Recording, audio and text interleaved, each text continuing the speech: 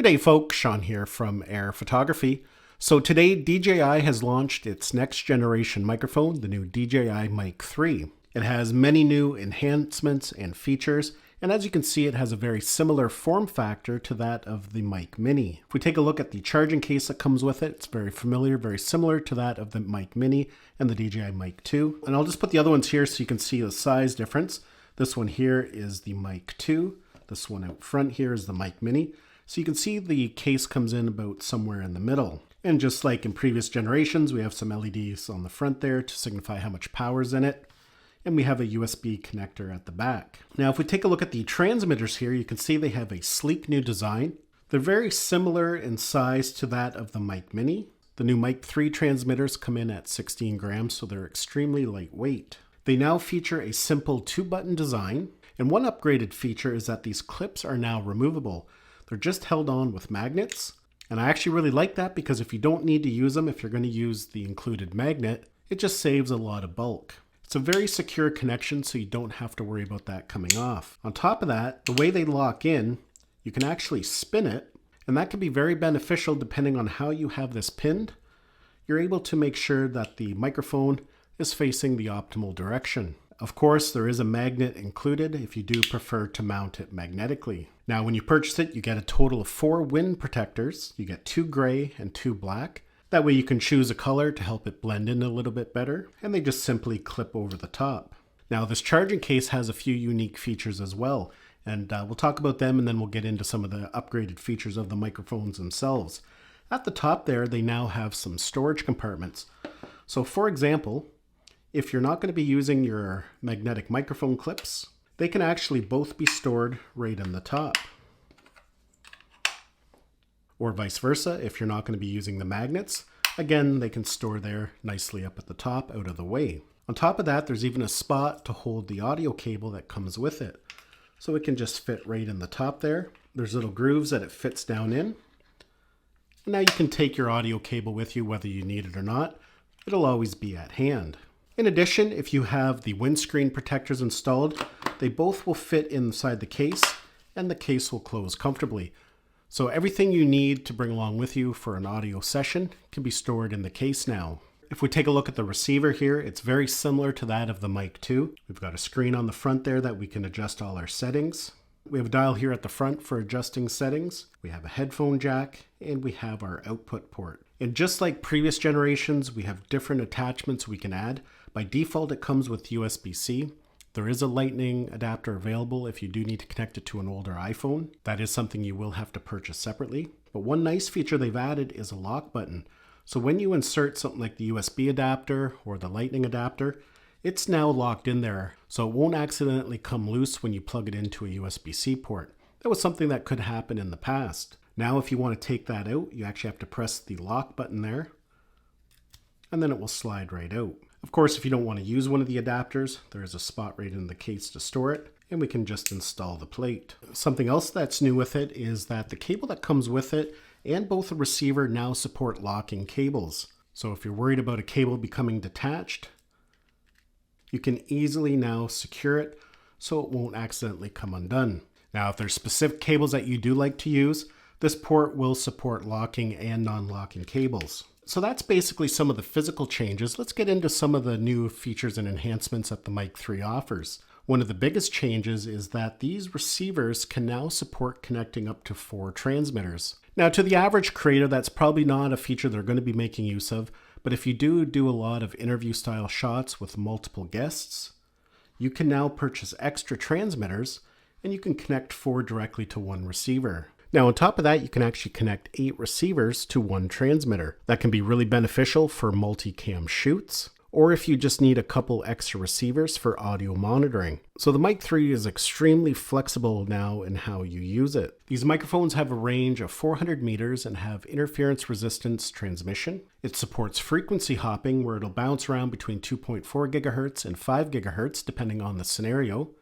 And that works well for situations such as trade shows, large venues with a lot of interference. The Mic 3 is still going to provide nice stable audio. And another new feature of the Mic 3 are tone presets. There are 3 different tone presets that you can set in the settings. We have normal, which is good for everyday audio recording. There's a new bright voice mode, Bright mode now offers enhanced high frequencies for clear and more transparent sound without the harshness. Then we have another mode called rich mode. Rich mode boosts low frequencies while providing a solid sound without muddiness. So depending on the situation you're going to be filming, you have a couple options when it comes to voice presets. Now the DJI Mic 3 also supports lossless audio transmission.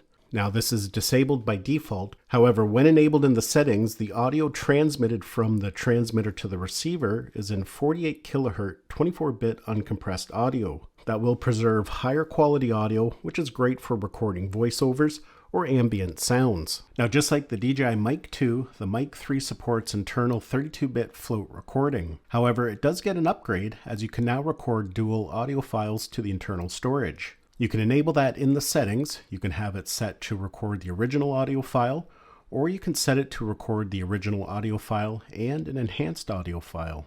The Mic 3 features adaptive gain control. There are 3 different modes. You can have it completely turned off, or you can set it to automatic or dynamic. In automatic mode, it helps prevent clipping, which is suitable for environments where there's a lot of audio fluctuation. It helps smooth out the audio and suppresses sudden spikes. Dynamic mode adjusts the overall dynamic range of the audio based on changes in the input levels, so you can set it to whatever suits your needs the best.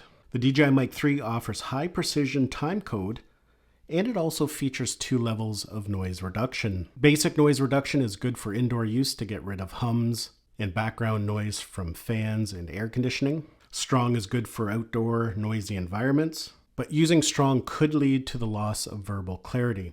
So it's only something you should really use in really noisy environments. Now what's really interesting here, because these transmitters no longer have a USB-C port, transferring the internal recordings can now be done in 2 different ways. You can connect these directly to the Mimo app and download the files directly from the Mimo app, or you can now have your transmitters mounted right in the case and then plug the case directly into a USB-C port on a laptop, computer, a tablet, or a smartphone. For example, here on my iPad, I can plug the charging case directly in, and now you can see that both transmitters there are listed as drives.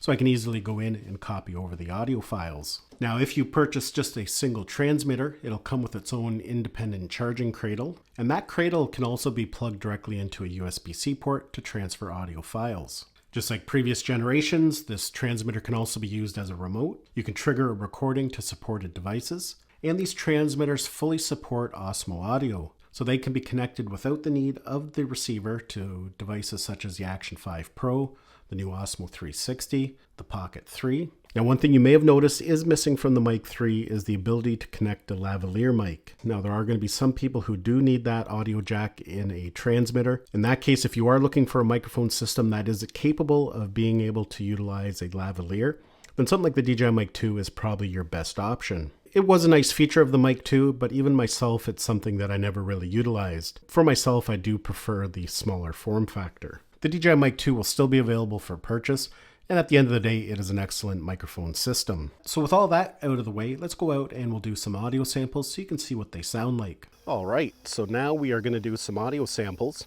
Right now I have the DJI Mic 3 connected directly to my Osmo Action 5 Pro. Afterwards, we'll do a sample with Osmo Audio connected wirelessly directly to the camera. Now, I don't have any noise cancellation turned on right now, and this is just the normal audio. Overall, I'm really pleased with the new form factor. Myself, I do prefer the smaller form factor over having a microphone jack if you want to plug the lavalier in.